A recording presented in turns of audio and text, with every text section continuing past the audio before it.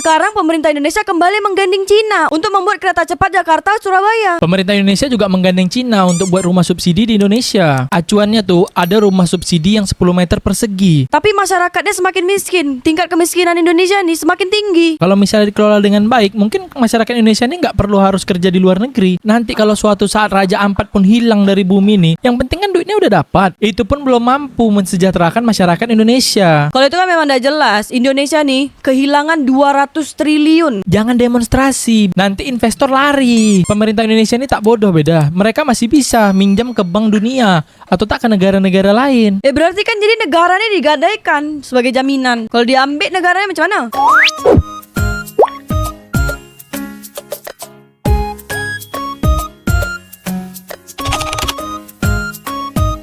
Setelah pemerintah Indonesia menggarap kereta cepat Jakarta-Bandung bersama Cina yang wash-wash itu, sekarang pemerintah Indonesia kembali menggandeng Cina untuk membuat kereta cepat Jakarta-Surabaya. Pemerintah Indonesia juga menggandeng Cina untuk buat rumah subsidi di Indonesia. Acuannya tuh ada rumah subsidi yang 10 meter persegi. 10 meter persegi? Mak, kecil dia macam mana tuh? Pokoknya sampai kapanpun Indonesia ini tetap bergantung sama negara Cina beda. Tapi kemarin timnas sepak bola Indonesia melawan timnasnya Cina menang 1-0. Wah, kalau itu memang terlalu berani Indonesia beda.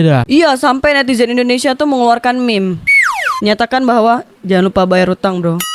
Aku ada tengok juga tuh beda meme timnas Cina. Tapi yang buat netizen Indonesia, dia bilang gini, oh mereka siap kehilangan negaranya. Yang semangat dong, yang semangat. Jadi kalau modal anggaran kereta cepat Jakarta-Bandung tuh belum balik modal, sekarang nih dah mau garap pula kereta cepat Jakarta-Surabaya. Berapa lagi modal deh? Tenang aja beda, Indonesia tuh masih ada tambang nikel, tambang batu bara, tambang emas, tambang minyak bumi, tambang kelapa sawit di Indonesia juga banyak beda. Masalahnya sekarang nih, Indonesia nih banyak buka lahan tambang kan, tapi masyarakatnya semakin miskin. Tingkat kemiskinan Indonesia nih semakin tinggi. Itu kan karena dikelolanya tidak baik beda. Kalau misalnya dikelola dengan baik, mungkin masyarakat Indonesia ini nggak perlu harus kerja di luar negeri, menikmati hasil tambangnya aja, mereka udah kaya beda. Tapi Gubernur Sulawesi Tengah udah bilang dekat rapat DPR kemarin tuh, dia bilang hasil tambangnya udah dikeruk, tanah-tanahnya udah hancur, tapi yang dapat untuk daerah cuma sedikit. Karena pasti bagi hasilnya tuh cuma sedikit untuk daerah beda. Ya, semua anggarannya tuh disetor ke pusat, yang untuk daerah sendirinya malah sedikit. Alam Sulawesi Tengah tuh udah rusak karena pertambangan.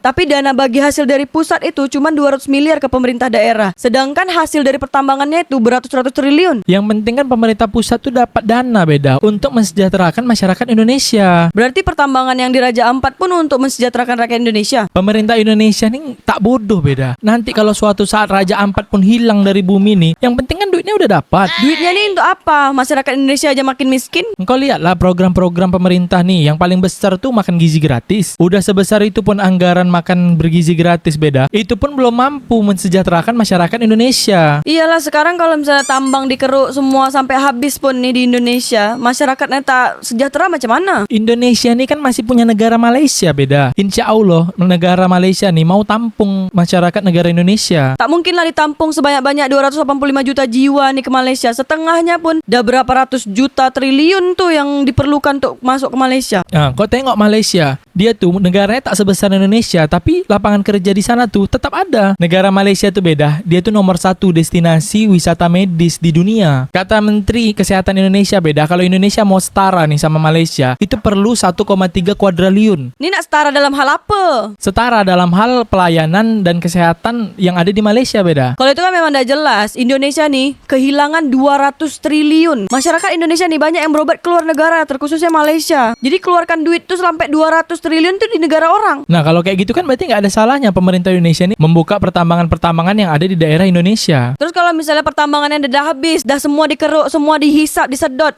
negaranya macam mana? Nah, kalau udah itu terjadi, berarti Indonesia tuh jadi negara termiskin sumber daya alam di dunia beda. Sekarang nih Indonesia paling kaya sumber daya alamnya di dunia. Ya kalau kayak gitu berarti ini saatnya kita habisin sumber daya alam yang ada di Indonesia biar kita setara sama Malaysia. Pemerintah Indonesia ini tak bodoh beda. Di mana emas bumi, minyak bumi, nikel tuh dia tahu semuanya beda. Sekarang tuh tinggal masyarakat Indonesia tuh mau atau tidak. Mau atau tidak apanya? Ikut apa yang diprogramkan pemerintah Indonesia. Jangan demonstrasi-demonstrasi, udah diam aja. Raja Ampat, Papua, Jawa, Sulawesi, Sumatera, Kalimantan, habiskan aja semua pertambangan minyak bumi di Indonesia nih beda.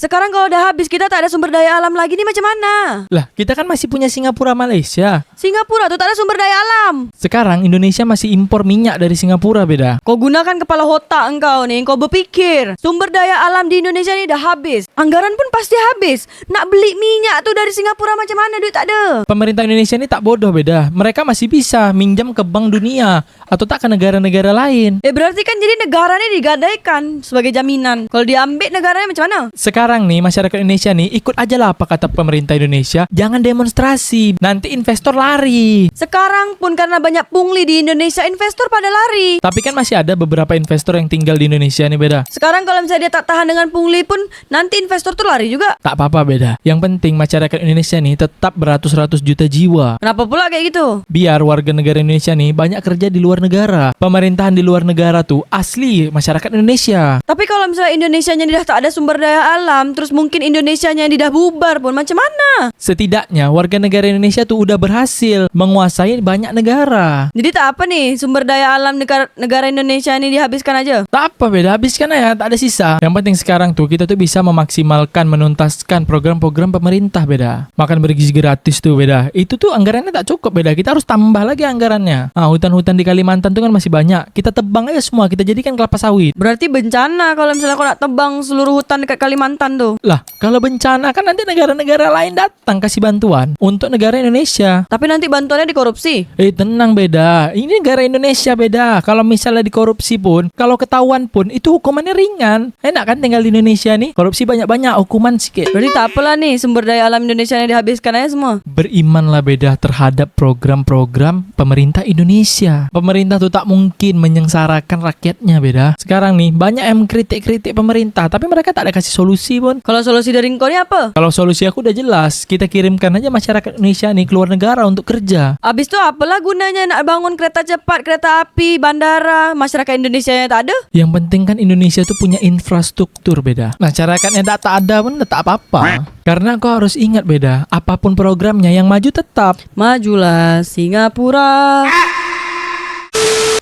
Episode sebelumnya. Negara di dunia nyata, tapi ini bukan di Malaysia ya Mbak Yu. Dia punya lowongan pekerjaan itu tanpa ada batas usia pekerja.